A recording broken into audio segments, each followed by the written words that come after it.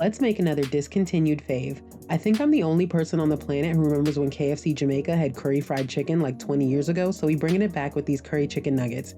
We're also going to experiment a little because why not? First, put boneless, skinless chicken thighs into a food processor and grind until minced.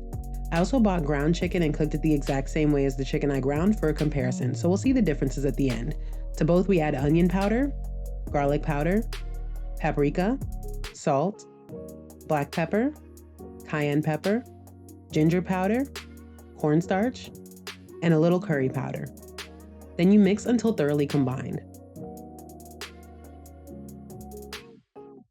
Keep a bowl of water to dip your fingers in while you shape the nuggets to keep them from sticking. This is the pre-ground chicken. I took small pinches of the meat and tried my best to shape them like McNuggets. It was actually easier to work with than the fresh ground chicken. This one is the fresh ground. I had to wet my fingers more often to keep them from sticking.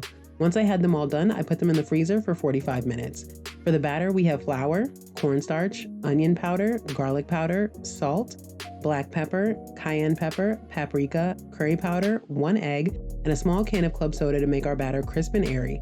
Whisk that together until it's thick and smooth. Coat the nuggets in the batter and fry at 350 until golden and floating, then remove to a paper towel. And voila, the pre-ground chicken nuggets ended up being a bit smaller than the fresh ground nuggets, and I found the freshly ground nuggets more juicy.